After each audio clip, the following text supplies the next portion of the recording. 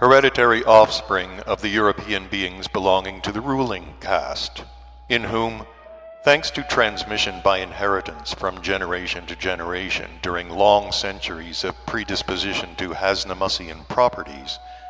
there is at the present time so much of what is called inner swagger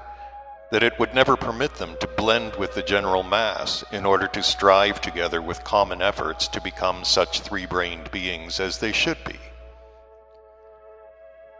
Thanks only to the fact that among the three-brained beings breeding on that continent there were only very few of the offspring of the ruling caste, and that the general mass of beings was in itself a medium in which it is still possible for our brother to exist,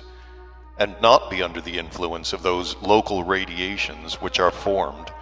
owing to surrounding beings, and which act harmfully on what are called the subjectively natural inner forces of every being. I was therefore able during my stay among them to rest as I desired. Now, my boy, that I have spent so much of my time explaining the meaning of all the various innovations and all the renewals of former pernicious customs, which had already many times existed on their planet, among the beings of this big new contemporary grouping, and which have already at the present time become, in the objective sense, harmful, not only for them themselves, but also for all the other three-brained beings who have interested you, and who breed on quite other continents. It is therefore, in my opinion, already unavoidably necessary for a, so to say, closing chord to initiate you also into those of my thoughts which began in my mentation on the last day of my sojourn among them in the city of New York, and which ended on the steamer as it was moving away from that continent toward the east. On that day, I was sitting in one of the singular cafes there named Child's, situated at what is called Columbus Circle, awaiting the beings from the continent Europe who had accompanied me to this continent, to go with them to the dock of the outgoing steamer. And I was looking out of the window at the various passing beings from among the inhabitants of that city, who, although according to automatized perception, were distinguishable on that day in exterior appearance. Of course, chiefly due to the usage, recently fixed in them more than in any other beings of any other continents, of becoming slaves to always that same maleficent terrestrial invention which they call fashion, nevertheless somehow seemed to me, in respect of their inner content, particularly alike. Observing them, I thought just about the final deduction I had made the day before, that in the present period of the flow of the hero pass in the common planetary process of the ordinary existence of those, in general, strange three-brained beings, the source of the intensive manifestation of that already long established particularity of the general totality of their strange psyche, which one of the highest sacred individuals once characterized by the words, "the periodic fundamental source of the issuing of new causes of abnormality," is represented just by the beings of this new grouping. The shock for the beginning of associations and for my further active meditations this time was the constatation I happened to make of the fact that everything constituting what is called the totality of the subjective appearance of each one of them, such as clothes, gestures, manners, and in general all the established usages which all three-brained beings acquire in the ordinary process of their collective existence, is a totally exact imitation, exclusively only of all that exists among the beings of various other independent groupings breeding on other continents. An imitation of just that which is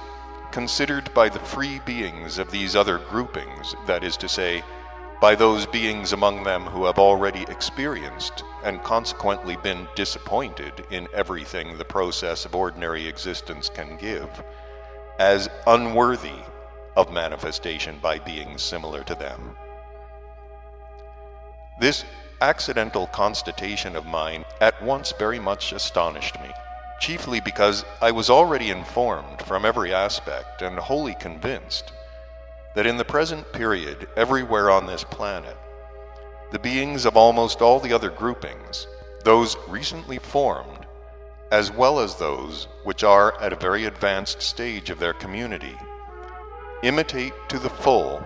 all the innovations of the beings of this still quite recently formed grouping, and enthusiastically adopt these innovations in the process of their ordinary existence. And at the same time, all the external manifestations of the beings of this new grouping, and consequently the inner subjective significance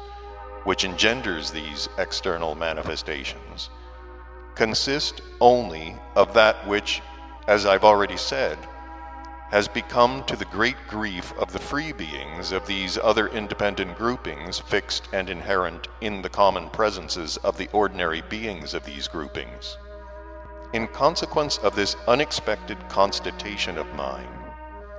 there then arose in me a highly intensive impulse of curiosity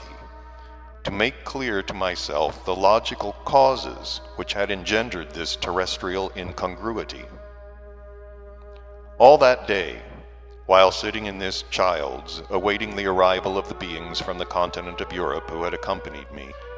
and while riding in the motor taxi, and also while on the boat itself, I continued to ponder very actively the solution of this question, of course appearing to strangers as an automatic observer of everything proceeding around me, and in the ability outwardly to appear such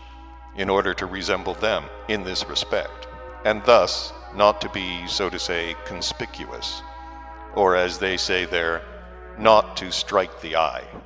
I became there on the earth ideally, or as they would say, artistically expert. Sitting on the deck,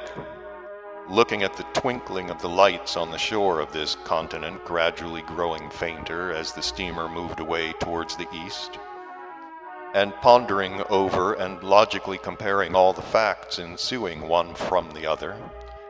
I, as a result, made it almost entirely clear to myself just why and how the said incongruity could have arisen on this ill-fated planet. At the beginning of these ponderings of mine, I established many facts which had enabled this to arise. But afterwards, when I began successively to exclude those which inevitably ensue, as is done in such cases, then as a result, one fact became clear to me, which, though at first glance insignificant, astonished even me, and which, as it turned out, was all the time and still is the originating cause of this abnormality there. And that is to say, it turned out that owing to the consequences of that same famous education of theirs, so many times mentioned by me, there inevitably arise in the common presence of each of them, in general, during his age of preparatory for responsible existence, to whatever independent group he may belong, data for the definite conviction that in the former epochs on their planet, the beings similar to them had never perfected themselves to that reason to which their contemporaries have attained, and in which they can still continue to perfect themselves. When my thoughts were concentrated on this, and I began to recall my former impressions concerning this question, those consciously and also those incidentally and automatically perceived during my previous observations of them in general, I gradually established that all your favorites, particularly in the last 30 centuries, had indeed become convinced during all their responsible